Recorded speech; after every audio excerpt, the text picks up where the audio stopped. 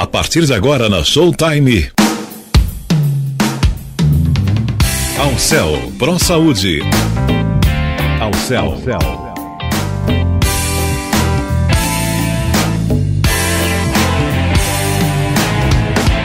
Alcel Pro Saúde. Com você. Eu sou Zildete Montiel e fico com vocês até às 13 horas, numa hora inteirinha de informações. E hoje eu vou conversar com o Dr. José Buongermino Rauti. Ele é formado pela Unisantos com diversas pós e cursos complementares aqui no exterior, incluindo psicofarmacologia na Escola Paulista de Medicina, sexologia e psicologia jurídica. Ele também traz um pouco de sua história e desenvolvimento profissional, que passou por experiências de professor universitário e também como diretor de hospital, secretário municipal de saúde e assistente social, conciliador, entre outros segmentos da sua área. Boa tarde, Dr. José Buongermino Rauti. Boa tarde, Gildete. Muito grato pelo convite, pela oportunidade de mostrar um pouco do meu trabalho. Muito bom estar com o senhor aqui. Eu sei que o senhor tem um modo diferente de atender. Como surgiu o seu modo atual de atendimento a domicílio? Bom, há alguns anos, eu ainda trabalhando em consultório, fui chamado a atender a um adolescente vítima de queimaduras por acidente. Estava em um hospital. E continuei esse atendimento em domicílio, já que ele estava impedido temporariamente de locomoção e convívio. A partir daí, diversas indicações começaram a acontecer, sempre visando oportunizar atendimento a quem se encontrava impossibilitado ou com dificuldades de locomoção. Aos poucos, então, eu passei a ser procurado por pessoas que não dispunham de tempo suficiente para locomover-se e ir de volta a um consultório, ou com dificuldades psíquicas, físicas, como, por exemplo, depressão. E eu passei também às terapias de casal, terapias familiares, facilitando muito a reunião e o atendimento, inclusive em horários alternativos. E hoje eu não tenho mais consultório, eu passei exclusivamente ao atendimento externo. Que beleza! Então hoje o seu trabalho é exclusivamente em residências, nas casas dos seus clientes? Além dos atendimentos domiciliares, acontecem atendimentos em escritórios e em locais que sejam mais convenientes ao cliente, possibilitando que ele separe assim, exclusivamente o tempo dedicado à terapia, escapando dos inconvenientes de deslocamento, sempre demorados em São Paulo e relativamente caros. Então a pessoa vai usar o tempo da terapia e fica muito mais fácil, né? Entendi. Eu percebo que denominou o seu contratante como cliente e não como paciente. Qual é a razão? Bom, aí é um enfoque que eu sempre brinco um pouco. Paciente é exatamente o oposto do que nós buscamos. O paciente fica ali esperando que o profissional exerça a sua função. O cliente trabalha mais do que o terapeuta, já que na nossa função, no meu entender, nós abrimos portas, auxiliamos na busca de caminhos para que eles encontrem suas saídas. Vamos discutindo, avaliando o que pode ocorrer, mas a escolha do caminho é dele, tem que ser. Então não é uma coisa de paciente, é de cliente mesmo. Entendi. Pelo que eu vejo, você não se limita a escutar o seu cliente assim por um determinado tempo, por 50 minutos, por exemplo, devolvendo de tempos em tempos algumas considerações. Como que é o trabalho? Bom, começando pelo fator tempo, o meu trabalho é diferenciado. Raramente eu fico por menos de 2 horas, a não ser que o cliente não disponha desse tempo. Meu método de trabalho é mais dinâmico, na base do diálogo, não do monólogo. Existe uma troca de opiniões, a gente vai logo vendo, será que é isso? Será que é aquilo? Não vou ficar esperando um tempão que ele sozinho, narrando, vá chegar a conclusões dele, para depois de um tempo, uma devolutiva. Então é uma coisa mais dinâmica, mais voltada à resolução rápida de problemas. É uma terapia breve mesmo. Imagino. E qual é a linha seguida? Esse é mais um ponto de vista, digamos, decorrente da experiência e da atualização que eu defendo. Nós não simplesmente temos uma impressão digital, nós somos uma impressão digital. Ou seja, somos únicos e cada cliente é único. Dessa forma, eu procuro estar o mais atualizado possível, com leituras, cursos, palestras, e pretendo sempre poder encontrar em conjunto com o cliente a forma mais adequada de trabalho. Não vai se encaixar numa abordagem que tem sempre ser aquilo. Para cada um, as coisas vão surgindo e a gente vai trabalhando do modo mais adequado ao momento. Entendi. Eu estou sendo bombardeada de perguntas aqui. Eugênio Nack pergunta, então a sua consulta é mais cara, já que o atendimento é a domicílio? Não. Até porque, por uma questão até prática, fácil de explicar, eu não tenho custos fixos de manutenção do consultório, para começar. Então, isso já permite que uma boa parte do rendimento do consultório seja mantido. E segundo, eu desde que comecei a trabalhar, eu nunca soube chegar a um cliente e dizer o preço é tanto. Eu sempre abro um leque e dentro das condições de cada um paga menos, outro paga mais. O importante é a gente poder trabalhar, fazer o que gosta e estar colaborando. Então não é mais caro não. É provavelmente mais barato que muito consultório. É casa a casa. Alfredo Nack, ele pergunta. Alfredo, não é Nack, desculpa, Nack era o anterior. Alfredo Flores, ele pergunta, eu tenho que dispor 2 horas e se eu não tiver todo esse tempo? Não, justamente não é necessário ficar 2 horas. Também nada é fixo. Dispomos de 1 hora, dispomos de 40 minutos, de 50 minutos, dispomos desse tempo. Menos do que isso também, eu acho que aí nem vale a pena. Mas 1 hora, 50 minutos, 45 minutos, o importante é que a pessoa tenha com quem conversar. Se ele dispuser de mais tempo, eu sempre separo um tempo maior para cada cliente. Eu atendo poucas pessoas por dia justamente por isso. Se o ambiente é de trabalho e o problema for profissional, é interessante porque o senhor pode analisar todo o contexto daquele ambiente, as coisas que acontecem, o que se passa, o comportamento do seu cliente e tudo mais. E se for em casa, a mesma coisa, dá para sentir a família, a forma de contato, a maneira como eles se relacionam. Eu acho que é muito interessante mesmo, que aí eu acho que o senhor vê a coisa de uma forma bem focada, bem dentro do que está acontecendo, não é mesmo? Isso, e com um referencial mais amplo, né? Porque uma coisa, muitas vezes a pessoa vem e narra, até com detalhes, mas é como ele está vendo, não como eu também estarei vendo. Então, sempre surgem mais oportunidades de questionamento, de estudo, de tudo que está acontecendo com ele, né? Exato. Eu quero mandar um abraço para o Cláudio Ari, de Fortaleza, que está nos ouvindo, e também para Darcy.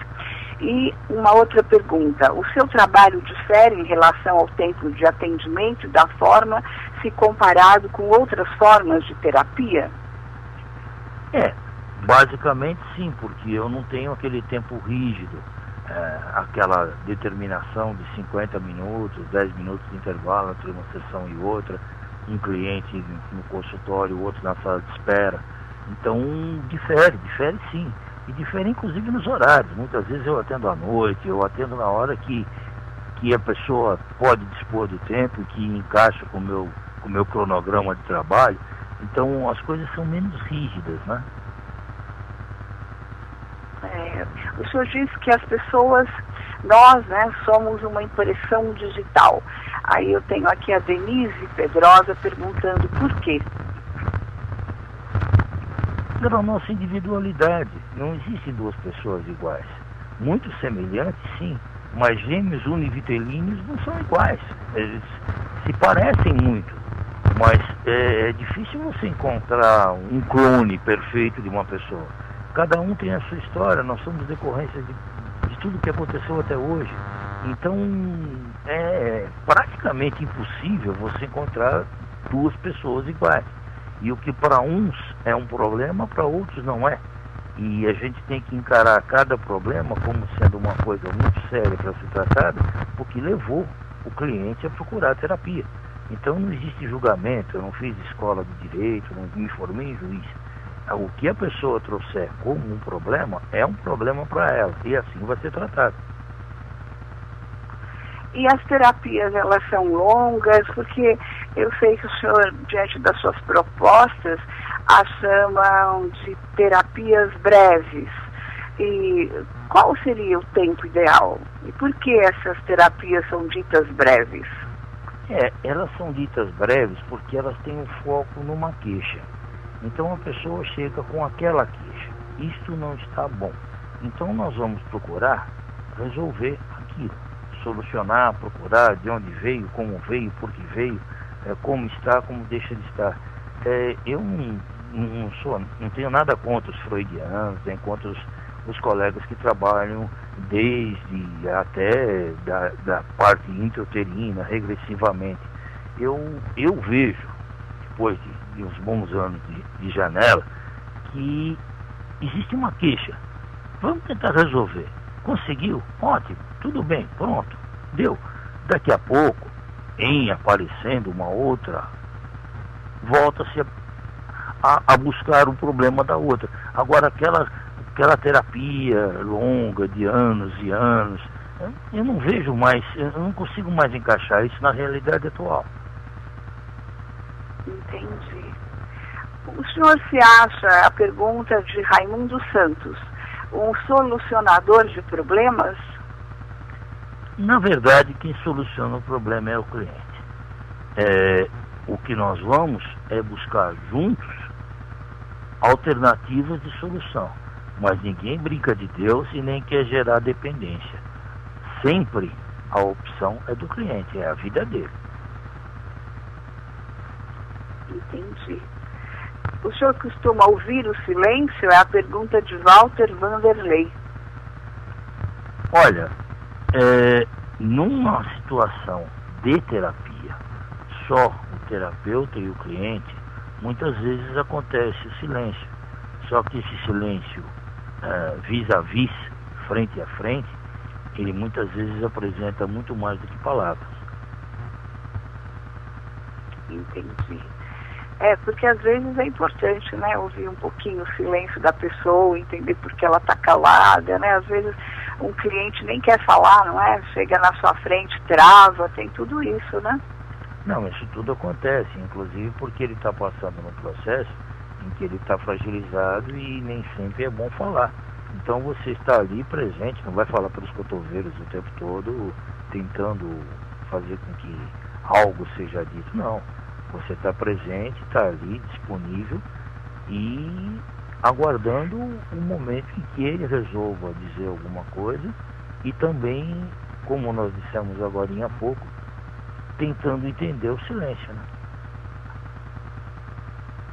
Quando o seu trabalho é voltado a um aspecto, a um propósito isolado, o que acontece? Isso está certo? Não. Acontece que acaba dando certo porque não é um propósito isolado, é uma queixa, mas é algo que está afetando muita coisa. Tanto que afetou diversos pontos que a pessoa procurou uma ajuda. Então, aí, o que é uma queixa não vai ser tratado só como exatamente aquilo, não é um encravado. É algo que está refletindo em outros aspectos, e é onde nós vamos buscar. De toda sorte, não se trata somente de uma coisa. Porque aí tem mais coisas, às vezes, né, que precisam ser relatadas, detecção de fatores, né, históricos de vida, relacionamentos, tudo isso. Ocorre então o processo de retorno, de busca de explicações, como numa terapia psicanalítica, digamos, tradicional? Mas não de uma forma tão narrativa e tão minuciosa em relação a tudo. Nós somos, de toda forma, o resultado do nosso passado. Então, se nós estamos vivendo um determinado momento de uma determinada forma, isso é resultante do que ocorreu até hoje. O passado serve para que a gente aprenda com ele. Então, não repetir os erros, tomar novas medidas, novas atitudes, entender o que aconteceu. Lógico que sempre existe o passado, nós somos produto do passado. Mas o que eu digo, não existe aquela coisa de voltar ao tempo de não sei quando era pequenininho, aí aconteceu isso, aconteceu aquilo, aquela evolução minuciosa que toma muito tempo e muitas vezes não é bem o que a pessoa está, é coisa recente que aconteceu com ele e que ele está com essa queixa, não é uma coisa de um passado, muito passado, mas de toda forma, nós somos resultado do passado, sempre se vai falar nisso. Entendi. Conversando outro dia, houve uma opinião sua a respeito de depressão e ansiedade originais, que eu gostaria que repetisse e nos explicasse. Sim. Eu costumo dizer que depressão é excesso de passado e ansiedade é excesso de futuro. Se nós ficarmos presos a passado e rebuscando e trazendo e repensando e sempre ligados a isso, nós não vamos viver o dia de hoje, nós vamos estar presos ao passado. O passado serve para que a gente aprenda a não cometer os mesmos erros, ter criatividade de cometer erros novos, entender o que aconteceu e ter uma nova vida, ou pelo menos disposição para. Já a ansiedade é algo assim, a pessoa não está vivendo bem o dia de hoje, porque ele está muito preocupado com amanhã, depois de amanhã, lá para frente. Mas eu vejo a coisa de uma forma. A cada dia nós devemos viver da melhor forma possível. E se você conseguir viver da melhor forma possível, já que ninguém é super-herói, ele vivendo da melhor forma possível, ele vai pôr a cabeça no travesseiro e vai dormir. Então ele tem que entender o que veio do passado, tem que trabalhar, mas não tem que ficar remetendo ao passado o tempo todo. O passado passou, ele é didático. O passado é didático, nós aprendemos com ele. E o futuro vai ser a decorrência do dia de hoje. Então, se hoje eu estiver fazendo o que eu posso e vivendo da melhor forma possível, o meu dia de amanhã vai ser melhor. É mesmo. Interessante esse conceito de melhor forma possível. E tirar o que é bom do passado e esquecer e tentar viver o presente para construir melhor o futuro, né? Não é nem bem esquecer, é entender, né? Porque isso de esquecer, de passar por uma memória ou para apagar, é complicado. Nós temos as memórias estão ali, no consciente, no inconsciente. Agora, entendendo o processo, entendendo o que aconteceu e o que isso trouxe a você, você vai perceber que não deve agir novamente, ou não deve ter essa abordagem, talvez seja melhor entender de outra forma, ou explicar de uma outra forma. Então, você vai trabalhar com o passado, mas sempre em como perceber o que isso afetou o dia de hoje. E o melhor possível, eu não entendo uma forma melhor de viver do que o melhor possível. A Giovana Gianocaro, ela diz assim, mas isso não seria um conformismo? Não se conformar, é se perceber. Agora, se algo aconteceu no passado que te trouxe algum problema e você não mudar, aí você está se conformando. Não, puxa, eu sou vítima, né? Aconteceu aquilo, me vitimizo todo e digo, puxa, não tem jeito. Claro que tem jeito. A partir da hora que você percebe, você vai mudar, você vai alterar alguma coisa no seu procedimento, na sua forma de agir, no seu modo de pensar. Porque senão você está se vitimizando, você está entregando. Não, é mesmo, puxa, aconteceu aquilo no ano tal, e daí para frente eu estou assim, não vou mudar. Não. Isso também explica a sua abordagem referente aos pontos de plenitude. Sim, bastante. Porque se o nosso objetivo de vida se encontra muito distante, eu quero realizar, mas está lá longe. Eu vou ficar a vida inteira, uma boa parte da minha vida, para chegar lá. Se nós colocarmos objetivos factíveis, realizáveis num espaço de tempo de curto a médio, a cada vez que você consegue aquilo, você tem o que eu denomino, e não sou eu repito, um ponto de plenitude. Ou seja, você se alegra, você fica contente de ter conseguido. Quando você fica contente, você vai partir para o próximo ponto com mais força, com mais certeza, com mais garantia de que a coisa vai dar certo. Então, com mais segurança, né? Claro, confiança. Você já conseguiu alguma coisa, então você vai conseguir mais. Agora, se o seu objetivo de vida está muito distante, chega numa hora que você olha lá para longe e diz, puxa, eu não vou chegar. Não estou sendo capaz, não estou tendo força, não estou tendo assertividade, não me concentro, não. Mas se você colocar os objetivos, não coisinhas pequenas para depois de amanhã, mas se você colocar os seus objetivos de uma forma que te exige empenho, exija que você se dedique, mas que quando você conseguir, você vai ter um retorno, vai se sentir feliz, vai se sentir pleno, realizado. Puxa, consegui. E se eu conseguir isso, eu vou conseguir o próximo. Perdão. Superação? Alô? Oi, superação também? Superação, sim. Sim, você se supera. Porque quando você percebe que você conseguiu alguma coisa, você se sente forte e você supera o que aconteceu. Você supera o passado. Você diz, tudo bem, aconteceu, mas eu sou capaz. Quando você acredita que você é capaz, a coisa muda de figura. A autoconfiança é importantíssima. Certo. O trabalho do psicólogo, em conjunto com o do psiquiatra, ele é complementar ou ele é divergente? Não, complementar. Muitas vezes é necessária essa parceria, porque um cuida do físico, o outro cuida do emocional.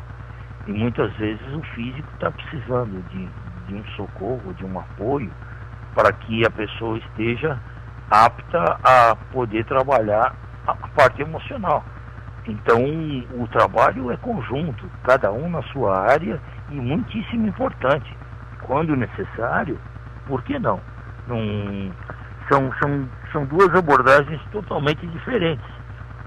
Um na parte física, clínica, e o outro na parte emocional. Certo. Mente sã em corpo são. Isso, mens sana in corpore sano, né? Vamos no latim, é bem isso. Se o corpo está bem, a mente tem tudo para trabalhar bem. E se tem algo faltando, se falta algo, se falta um equilíbrio químico, algo tem que ser acrescentado, tem que ser oportunizado para que a pessoa se sinta bem a ponto de poder trabalhar o emocional. E isso leva um tempo ou não é uma muleta, não é uma coisa para ser usada para o resto da vida. Existem casos em que uma patologia clínica exige que a pessoa utilize uma medicação ad eterno. Tudo bem, acontece, nós somos o físico, tem problema físico. Então, se é necessário aquilo, vai ser indicado pelo especialista, pelo psiquiatra. Agora, quanto mais a pessoa estiver íntegra e com tudo funcionando direitinho, fica mais fácil ele trabalhar o emocional. E, mais para frente, provavelmente deixar de usar a medicação. A gente sempre ouve que as ditas doenças físicas, elas caminham aos poucos. E aos poucos também vão sendo solucionadas, de acordo até com o avanço da medicina. E as psíquicas? Nós acreditamos muito no que vemos. E o avanço da medicina é notório. Percebe-se que a cada vez se encontram soluções. E muitas vezes, na parte psíquica, a pessoa acha que não, é sempre assim, não tem remédio, não acredita. Então, não existe essa exposição de quase milagres que existe, né, na parte física. Novas terapias, novos medicamentos, eles se descobrem um outro... Não, a parte psíquica, ela parece que foi relegada a não, é imutável, isso mesmo, não passa disso. E não é. Até porque a própria evolução comportamental, a própria evolução de relacionamentos, tudo foi mudando. E isso vem mudando, vem alterando também a parte emocional, a parte psíquica. Então nós estamos sempre em progresso. E acompanha da mesma forma que não existe tanto alarde, tanta divulgação, tanta comprovação como existe na parte química, psiquiátrica ou física, ou seja, no que for de recuperação do corpo.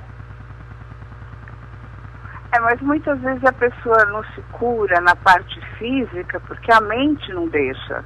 Às vezes a pessoa tem aquilo de uma forma tão encruada na cabeça, um pensamento tão firme, que não deixa, que nem o remédio faça efeito, né? Sim. Aí vai da disposição. Se você é negativo, se você não acredita, se você acha que aquilo não vai dar certo e que você está dependente e que você não tem vontade, você tem que reagir.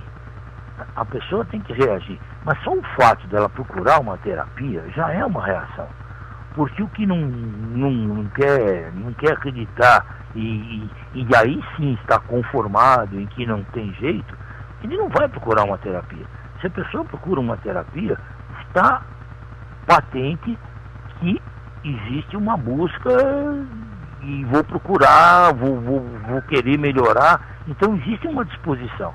Se há disposição, então há que funcionar. E quando é que uma pessoa deve procurar uma terapia? Às vezes a pessoa, eu não vou procurar, eu não vou no médico, eu não vou, fica em casa, se fecha, se tranca, e aí como é que faz? Como é que fica a situação? Isso até acontece para os pais mesmo. Às vezes o pai está vendo que o filho precisa, o filho não quer ir, é uma complicação. Aí o senhor indo até a casa já resolve, né? O fato de o senhor ir até a casa já é uma coisa já é um grande passo a favor do paciente. É verdade, tem acontecido casos assim. Essa sua boa vontade em ir até a casa de um paciente, quando ele não quer saber de médico, chegar lá, bater um papo como quem não quer nada, é uma grande solução, né? Porque você vai estar conversando, ele vai estar conversando com alguém que está preparado para entendê-lo e para oferecer, deixar disponível uma terapia, às vezes nem assim rotulada, mas um apoio, uma conversa. E tem acontecido casos de adolescentes e até pessoas mais velhas que estavam trancados num quarto, não queriam tomar banho, não queriam ver a luz do dia, e que depois de um determinado tempo voltaram à vida normal. Que ele não iria sair dali para ir a um consultório, de jeito algum. Não vou. Mas se o terapeuta vai, é bem diferente, né? É no contexto de segurança da casa dele, de onde ele está acostumado. Então, começa pela casa e facilita, né? Sensacional. Agora, tem uma pergunta aqui. Há quem defenda que medicação psiquiátrica é uma muleta a ser usada pelo resto da vida. É assim? É mais ou menos o que eu me referi há pouco. Se a pessoa não quiser, não acreditar que ele pode mudar e ele se encontrar como dependente da medicação que vem auxiliá-lo, mas vem para oportunizar que ele melhore. Ele se coloca como dependente daquilo, se conforma e vai tomar aquilo o resto da vida. Existem até casos em que a pessoa precisa tomar, mesmo durante longo tempo, mas provavelmente diminuindo cada vez a dose.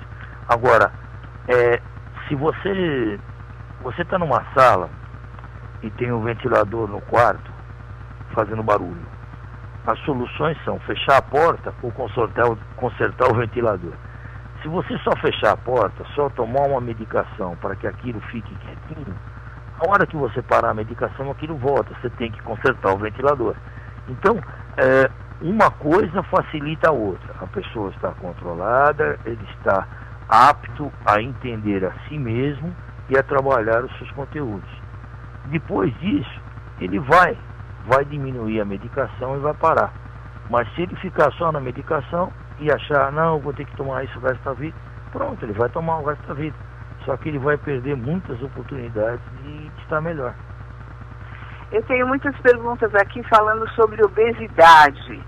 Obesidade, por exemplo, é um tema para abordagem psicológica? Na maioria das vezes, a ingestão de alimentos é uma forma de compensação às frustrações do dia a dia. Aparecem problemas que parecem insolúveis e uma recompensa é você ingerir alguma coisa. Estou privado de tal coisa, vou comer um pedaço de bolo. É outra área onde o trabalho conjunto se faz necessário e importante. Não basta uma cirurgia bariátrica ou outra intervenção. Se o emocional não foi trabalhado de uma forma adequada, o que vai acontecer é que depois de um tempo, a pessoa mesmo tendo passado por uma bariátrica, ele vai voltar ao tamanho porque a pessoa anterior. opera, emagrece, mas continua pensando como gordo, né? Ou seja, ela se exclui, ela não se sente bem, ela quer comer para, de alguma forma, suprir aquele problema, e a pessoa, mesmo estando magra, ela tem um problema psicológico que ela tem que tratar, né? Sim, tanto os que emagreceram como os que não conseguiram, que voltaram a engordar. E hoje em dia, por sorte, há um bom tempo, os cirurgiões plásticos superconscientes solicitam uma avaliação psicológica, às vezes algumas sessões antes de uma intervenção cirúrgica, estética, para que a pessoa tenha consciência do que vai acontecer com ela e o que vai acontecer depois. Porque não adianta você passar por uma cirurgia, perder peso e depois você começa a ingestão desenfreada de alimentos, você vai voltar ao que era antes. E também entender que estando magro não significa só estar bem. Eu estou magro, eu passei por aquele processo, agora eu estou magro, mas eu tenho que me acostumar com a minha nova fase, com a minha nova aparência, com o que eu devo, com o que eu não posso. É uma questão de equilíbrio. E falou em equilíbrio, entrou a terapia, né? Dr. José Haut, alguns exemplos de terapia em que a depressão foi vencida com o auxílio de terapia psicológica? Muitos. Claro que sem citar o nome, como eu havia citado há pouco, adolescentes trancafiados, isolados em seus aposentos, que não queriam tomar banho, não queriam se alimentar, não saíam sozinhos, retornaram a uma vida normal. Adultos que aos poucos foram se isolando, se autoexilando em suas moradias, venceram a depressão e hoje retornam, sem adição de medicamento, às atividades normais. Muitas vezes, graças ao trabalho de colegas meus, que eu não sou o primeiro, não sou o criador disso, não sou o único que faço isso, mas pessoas que entenderam que a psicologia pode ir ao cliente, não tem que ficar esperando que o cliente venha ao psicólogo. Então, isso permite com que diversos fatores sejam superados e as pessoas retornam ao convívio normal. E casos de fuga da realidade, via busca de realidade virtual? Bom, principalmente na faixa adolescente, elas são frequentes e perduram em muitos casos por anos. Se a realidade incomoda, o passado foi, digamos, traumatizante, a fuga ele foge, ele se afunda num mundo virtual, corre para um videogame e fica lá num ambiente ilusório, onde cada um cuida de si, luta, brinca, morre, renasce. Isso parece reconfortante. Pena que essa fuga impede justamente a superação, uma liberdade real de escolha de caminho. Não dá para viver na terra do nunca, sendo criança a vida inteira e não crescendo. Mas cedo ou mais tarde, a realidade vai bater forte na porta. Então, vai ser mais fácil entender a realidade se ela se adaptar, não fugir. É verdade. Como sexólogo, qual é a sua avaliação do momento atual, do momento que passamos? Como é que estão as suas consultas nessa área? Bom, eu sempre digo que um terapeuta preconceituoso deve mudar de profissão, né? Então, para começar, não agir com qualquer forma de pré-julgamento ou com qualquer tipo de preconceito. E o que mais se discute, em resumo, a respeito desse tema é preconceito.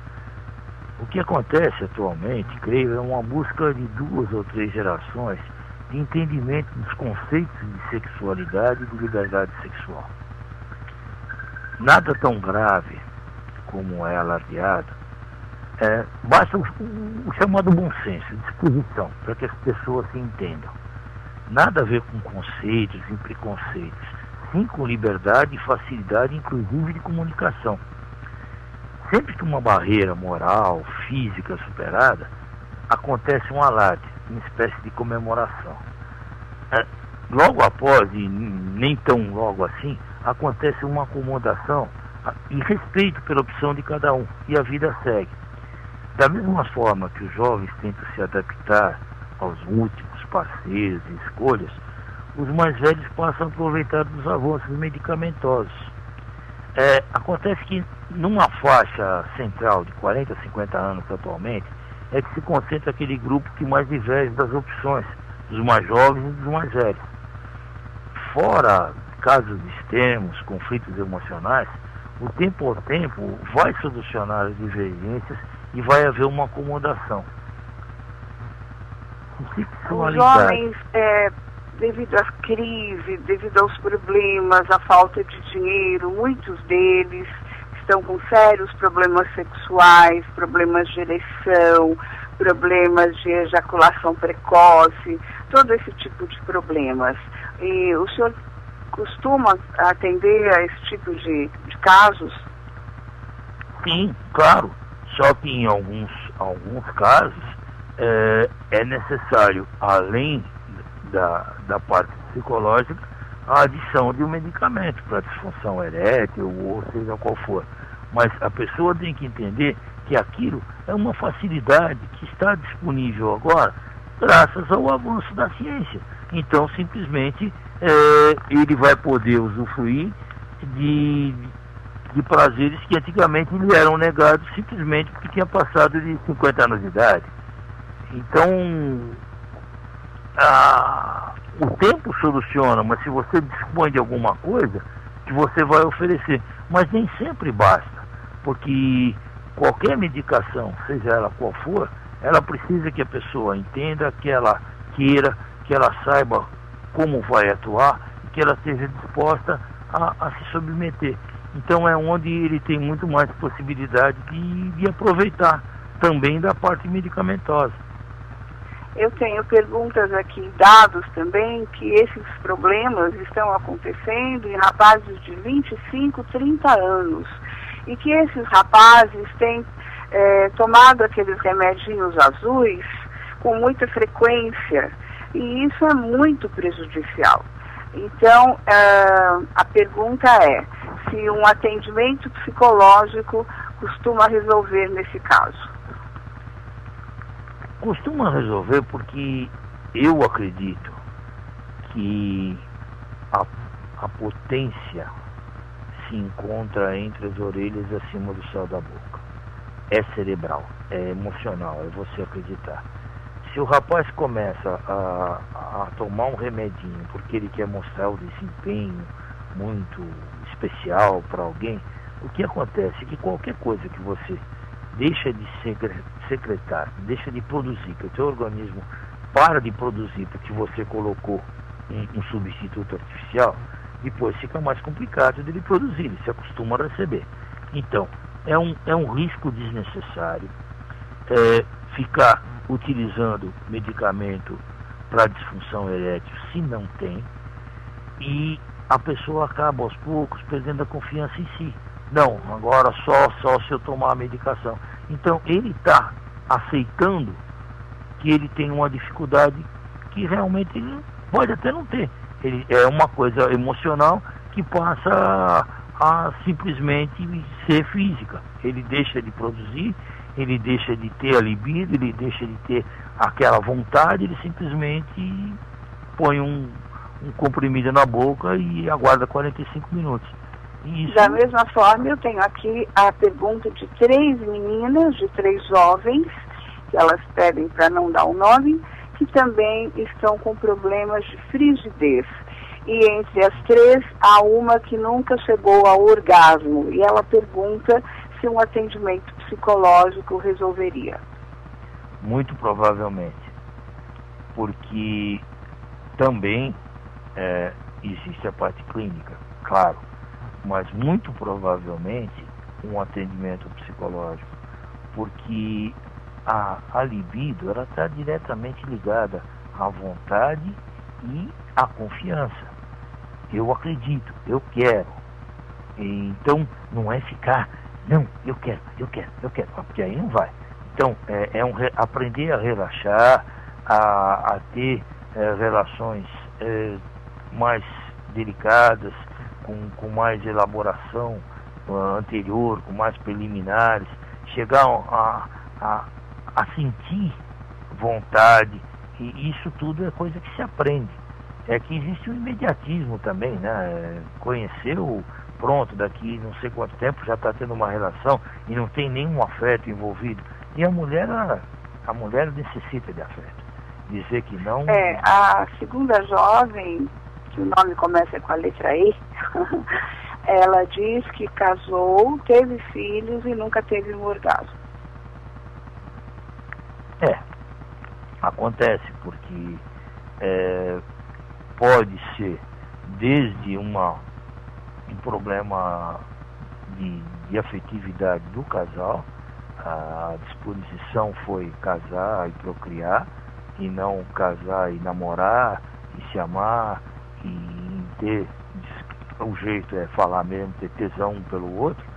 E outra coisa é você simplesmente estar se relacionando. Pode ser inabilidade do rapaz também, né? Porque se ele nunca percebeu isso, ela também nunca teve intimidade para declarar isso para ele, isso também é um problema entre o casal. Acho que, nesse caso, o casal pode ser tratado, não é, doutor? É o típico caso de terapia de casal. Porque da mesma forma que a mulher... De casal, o senhor costuma fazer na própria casa, é isso? Isso, claro. Que beleza.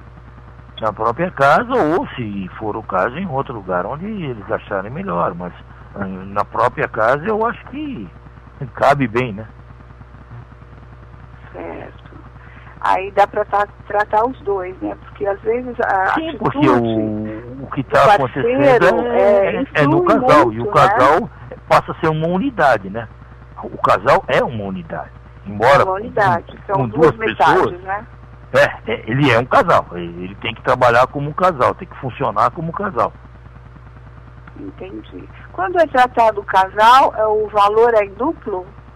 Não. Não? Por quê? Não. O meu tempo é o mesmo, a locomoção é a mesma, o trabalho é o mesmo. Porque é bem o que eu acabei de dizer. Um casal é um casal. Não é 2 casal, né? É um. É algo que eles têm que trabalhar em conjunto com o terapeuta, a unidade casal. Certo. Tenho aqui uma pergunta de uma mãe desesperada, perguntando se o senhor atende casos de jovens drogados. Olha, atender eu atendo. Não tenho nada contra. Só que é essencial que ele queira o atendimento, porque se ele reconhece que ele precisa mudar, que ele precisa sair disso, aí existe o apoio psicológico e existe o apoio clínico. Mas não adianta ninguém, para nada, principalmente em droga, que a família decida não, que ele vai ter que fazer, ele tem que ir e tal. É complicado. Precisa que ele perceba o mal que ele está fazendo a si mesmo e que existem formas de sair disso. E isso inclui terapia e parte clínica. Certo, eu tenho aqui uma outra mãe que tem um filho com síndrome do pânico. E ela quer saber se com atendimento psicológico ele pode ter melhora. Ou cura, né? Melhora até. Muito, muito. Melhora e melhora muito. Porque hoje as medicações que são oportunizadas a quem teve um episódio de pânico, e é isso que eu sempre martelo. A pessoa não tem pânico, ele teve pânico, ele passou por um episódio. E ele não precisa ficar com aquele medo, aquele rótulo, não, eu tenho pânico, eu vou ter pânico a toda hora, não é por aí. Então, ele vai tomar uma medicação e ao mesmo tempo ele vai numa terapia, ele vai aprender a como viver e a conviver e a tirar esse rótulo, porque o pânico é um episódio, aconteceu, pode se repetir, pode, principalmente se eu acreditar que eu sou assim, que isso inexoravelmente vai retornar, e não é verdade. Então a terapia psicológica ajuda muito em casos de pânico. A terapia é um caminho que traz segurança, né? A pessoa começa a aprender a pensar, a aprender a se desenvolver, aprender a como agir, não é verdade? Sim, sim. Vamos usar a bússola, né? Quando a pessoa está desnorteada. Então ele procura um norte, ele aprende a ter um norte, aprende a ter um objetivo, aprende ao que ele quer e a buscar o ponto cardeal que lhe seja mais simpático, mas nortear a sua vida e começar a planejar, começar a ter vontade de mudar a situação atual. Muito bom. Qual é a faixa etária do seu atendimento? Olha, atualmente o meu cliente mais novo tem 10 anos e o mais idoso tem 3 menos que eu, tem 67. Fica fácil perceber, as queixas são diferentes, as abordagens também. Mas é bem isso. Não, existe algum senão não é uma para coisa que o senhor não restrita a uma atenda? determinada faixa. Doutor José? Perdão? Existe algum senão para que o senhor não atenda? Não. Nenhum problema? Não. O único senão é que esteja na minha área de atuação, que é dentro da cidade de São Paulo. Eu vou aos bairros, mas eu não posso sair do município, porque senão vai demandar um tempo muito grande e complica, né? Agora, dentro de São Paulo, eu atendo em todos os bairros da cidade. De que forma os nossos ouvintes que desejam entrar em contato devem fazer? Olha, a forma mais simples é através do WhatsApp, porque telefonar, muitas vezes eu não posso atender. Então, a pessoa entra em contato comigo pelo WhatsApp ou pelo Facebook e eu respondo assim que possível e a gente combina. Se você quiser... Eu vou então dar o seu WhatsApp. O WhatsApp do Dr. José Rauch é 11 São Paulo 993992919. Eu vou repetir, 011 São Paulo 993992919. E assim ele vai responder a cada um. Ele também tem o Facebook e vocês podem escrever via Messenger. O nome dele, ele diz que é complicado, mas não é muito não, viu, pessoal? É o Dr. José House. House é com 2 Cs de casa e o nome do meio é Buongermino, é um bom italiano. Dr. José Buongermino House, com 2 Cs e House, né? Isso, então, eu quero agradecer que é um ao espírito, Dr. José Buongermino House pela atenção que nos deu nesse começo de tarde. Agradecer muitíssimo, dizer que as portas da Rádio Showtime estão abertas e que nós esperamos tê-lo aqui mais vezes, tá bom? Lhe agradeço muito e agradeço aos que participaram, aos que nos honraram com perguntas e estou à disposição e muitíssimo obrigado pela oportunidade que você me concedeu. Muito obrigada, tudo de bom, um grande fim de semana e até a próxima. Pessoal, você também. Muito obrigado. Ao Céu Pro Saúde, sempre com você. Se você tiver qualquer necessidade na área de saúde, procure a Ao Céu. Com certeza você vai ter a sua solução. Eu agradeço a vocês por esses momentos que passamos juntos, pelas respostas, pelo carinho, por todos os ouvintes que estiveram aqui com a gente. Obrigada, Fábio Saad, Walter Vanderlei, Valéria Grimber, Jaime, Yara Andrade, Luiz Carlos Matos, Léo Huber. Obrigada a todos. Não vou falar o nome de todos, que eu posso esquecer alguém, mas eu quero agradecer a todos. Desejar um grande fim de semana e uma ótima semana também. Até sábado que vem, ao meio-dia em pontinho, com Ao Céu Pro Saúde, sempre com você. Até lá. Você ouviu na Showtime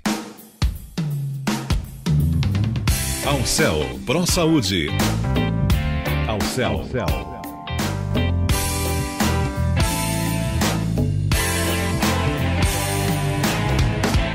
Ao Céu Pro Saúde.